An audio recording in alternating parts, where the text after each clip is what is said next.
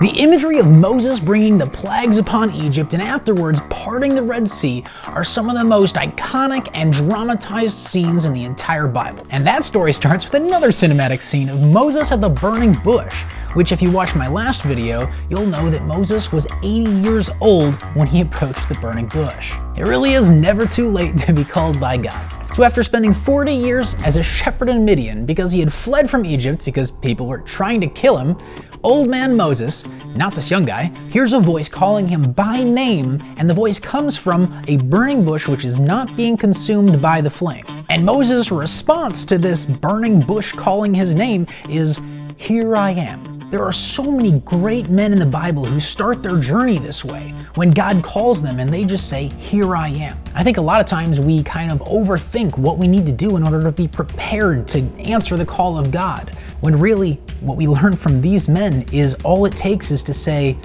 "I'm here, I'm present." From this burning bush, God calls Moses to return to Egypt to help free his people who have been slaves to the Egyptians for hundreds of years. God's calling Moses to lead the people of Israel into the land that God promised to their ancestors hundreds of years ago, the land of Canaan. But Moses doesn't want to do it. He's happy with his simple life of a shepherd, so he makes up excuses. Me? Who am I to do that? I'm nobody. No worries, I'll be with you. Yeah, but the Hebrews don't even have a name that they call their God, so if they ask me who sent me, what am I even gonna say? Well, here's my name, and they're gonna trust you. I know it, because I'm God. But what if they don't? Just show them the sign. But I'm not good at public speaking, though. You got a complaint about your mouth? I'm the manufacturer. Please send anyone else. Fine. I'll send Aaron with you. He talks good. That's not what I meant! Even Moses, one of the greatest prophets of all time, still gets on God's nerves. Even people like Moses, who God raises up as a prophet, are terrible. People in general are terrible. But that does not impact the fact that God loves us and wants to use us. And while I like to make fun of Moses here, this is a very special moment in history, where God, for the first time, tells man his name. The people of Israel still worshiped God, but they just didn't have a name for him. They just called him the God of, and then fill in the blank, Abraham, Isaac, Jacob, or Israel. And even after having this name given to them, the Israelites often don't use it out of reverence. It's terrifying to use on like a first name basis the name of somebody with such incredible power. Anytime that they were going to speak or write the name of God, they made sure that they did it with the utmost reverence and not doing it flippantly. Then Moses does exactly what God asked him to do. He goes and talks to Aaron and then the elders of Israel, showing them both the signs that God gave him to show, and then he goes and he represents the people of Israel to Pharaoh. This is what the Lord, the God of Israel, says: "Let my people go, so that they may hold a festival in my honor in the wilderness, 3-day journey into the wilderness, so we can go offer sacrifices to the Lord." What, and then we'll be right back? This deviates so much from the way that it's portrayed in movies. Moses wasn't asking for the people's freedom. He was just asking for them to go worship their God in the wilderness for 3 days. This makes Pharaoh really angry as he realizes this is probably a trick to just run away. So instead he increases the workload of the Israelites, and that backfires on Moses. The Hebrews are mad at him, going, "Well, didn't we work hard enough already? And now you've made this harder for us. How could you do this to us?" So with both Pharaoh and the Israelites angry at Moses, he presses forward on the mission that God has given him. Moses instructs Aaron to turn his staff into a snake, and he does so. But the Egyptians' magicians pull off the same trick, turning their rods into snakes as well. But Aaron's snake goes and eats the snakes of the Egyptian magicians and then turns back into a staff in his hand, showing that his miracle had power over their miracles. But that doesn't faze Pharaoh at all, so we're finally on to the plagues. Moses confronts Pharaoh at the Nile River, saying, "You didn't let us go worship God, so now we're gonna turn the Nile to blood." Aaron takes his rod, smacks the water with it, and the entire Nile turns to blood. All the canals branching off of it, even the water in pots, turns to blood in all of Egypt. Understand that the Nile is the lifeblood of it's the lifeblood of Egypt. All the water for all their crops comes from the Nile River. Now it's all blood. The water that they give to their farm animals and to their horses for the chariots, it all comes from there. They even fish in the Nile, but now all the fish are dead, not to mention the stink of a bunch of dead fish floating in blood. This is a move that completely cripples Egypt's entire economy. But again, the Egyptian magicians pull off the same thing, turning water into blood. And that's just to prove your God isn't more powerful than our gods. 7 days later, Moses comes back to Pharaoh and says, if you don't let us go worship in the wilderness for 3 days, I'm gonna send frogs. A plague of frogs, they're gonna be everywhere. And then he did it. Frogs came up out of the rivers, ponds, canals in unbelievable numbers. Frogs in their food, frogs in their oven. They're stepping on frogs everywhere they go. It's like slipping on a banana peel. And if you've ever dissected a frog in biology class, you know dead frogs stink. The Egyptians are stepping, popping, slipping, and smelling these frogs everywhere they go. And finally, it's too much for Pharaoh. He calls in Moses and agrees, I'll let the people go do their worship thing if you just get rid of the frogs. So Moses prays and the frogs return only to the ponds and rivers where they belong. And then comes the famous line. But when Pharaoh saw that relief had come, he became stubborn. He refused to listen to Moses and Aaron, just as the Lord had predicted. So God tells Moses to have Aaron strike the ground with his staff. And when he does, the dust of the ground becomes gnats, and it spreads throughout the land of Egypt.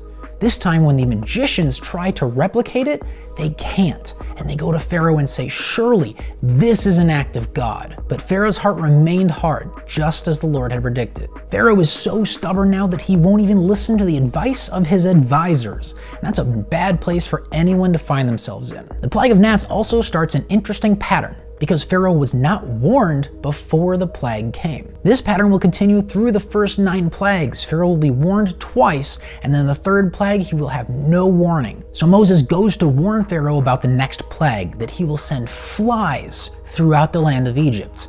Now this is similar to the gnats, but with one major difference. This time, the land of Goshen will be spared, and that is where the Israelites live. Back when Joseph brought his family to Egypt, the Pharaoh at the time gave them the land of Goshen to settle in, and they were still living there at this time. The next day, swarms of flies invaded Pharaoh's palace and the houses of his officials and everywhere in the land of Egypt. But when they sent people to go check on the land of Goshen, there was no flies there. Pharaoh quickly broke down and tried to negotiate with Moses. He said, go ahead and offer your sacrifices, but do it here in this land. Moses rejects this offer, and honestly, that's pretty fair as Pharaoh is in no position to negotiate. Pharaoh folds under the pressure, tells them to leave, go into the wilderness, but not too far, and Moses prays, and the flies are gone. And immediately, Pharaoh becomes stubborn again and will not let the people leave. Moses warns Pharaoh again, there's going to be disease sent upon your livestock, but not the livestock of the Israelites if you don't let us go.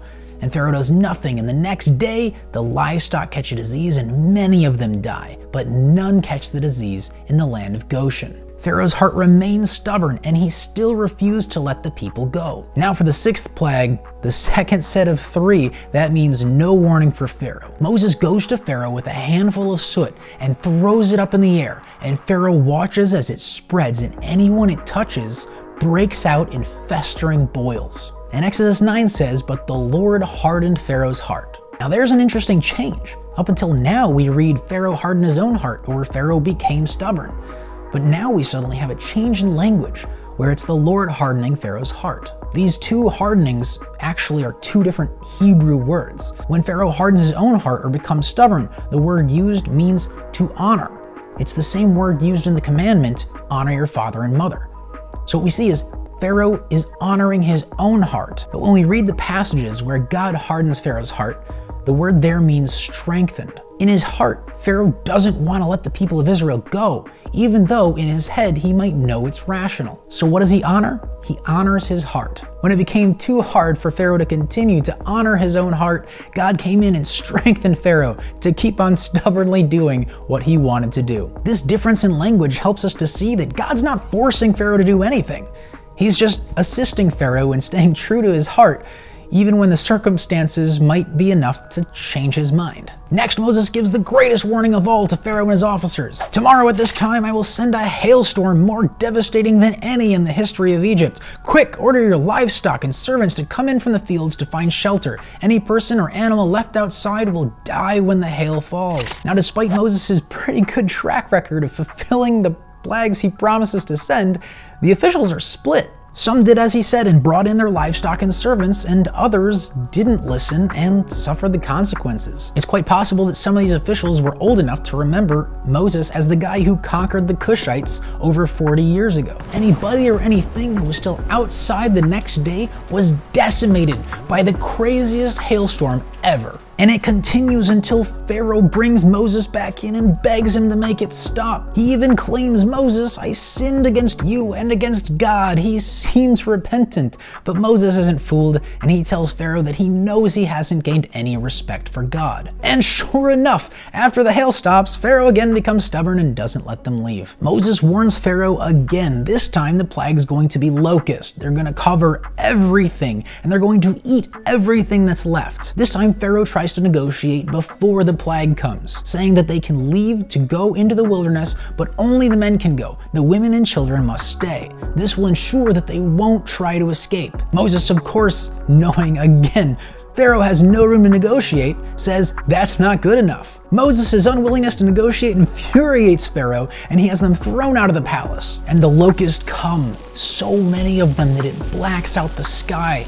They land and they eat everything. They eat all the plants, any harvest that survived the hailstorm. They eat leaves off of trees, fruits, any food they can find, they chow down. Pharaoh again repents, Moses sends the plague away, and then Pharaoh again becomes stubborn. For the 9th plague, again there's no warning, the 3rd set of 3, Moses lifts his hands toward the sky, and what's described as a thick darkness descends on the whole land of Egypt.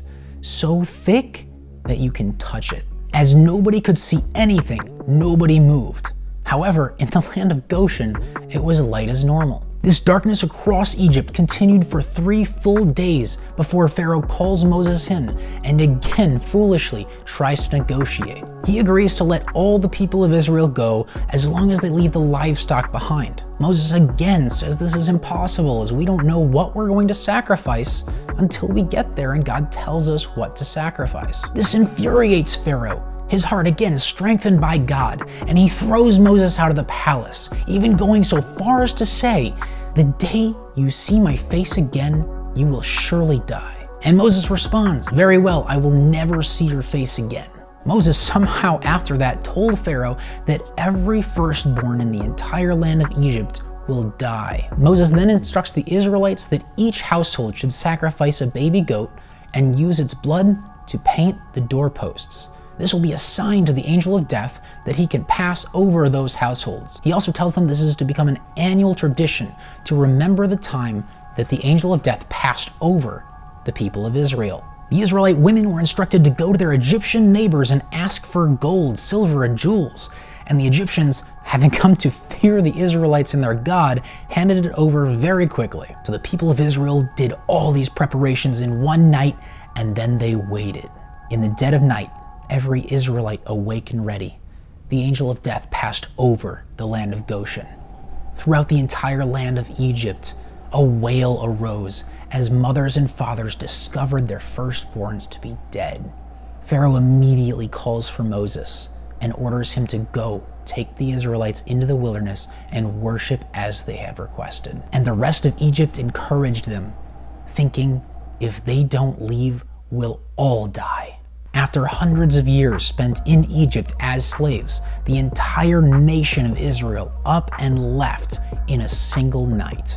Now from Goshen, it's a pretty straight shot to Canaan, but the people who lived along that road were known as the Philistines, and these guys were some pretty intense warriors. God knew that the people of Israel had weak hearts and might not be open to fighting battles yet. They might just turn around and return to Egypt, so he took them a different direction. But when the Egyptian officials learned that the people of Israel had left for good and run away, not just to worship for 3 days, they demanded Pharaoh do something about it and bring them back. So Pharaoh gathered every chariot in Egypt and set out to bring the people of Israel back to Egypt. And when the people of Israel saw that they were being chased down by Pharaoh, they immediately lose all hope. They turn to Moses and ask, "Why did you make us leave Egypt? We told you to just leave us alone." They said it's better to be slaves in Egypt than to die in the wilderness. After all the incredible miracles and escaping suffering, They have such weak hearts. It turns out God was absolutely right about them not having the ability to go fight anybody at this point in time. These are a fearful, traumatized people,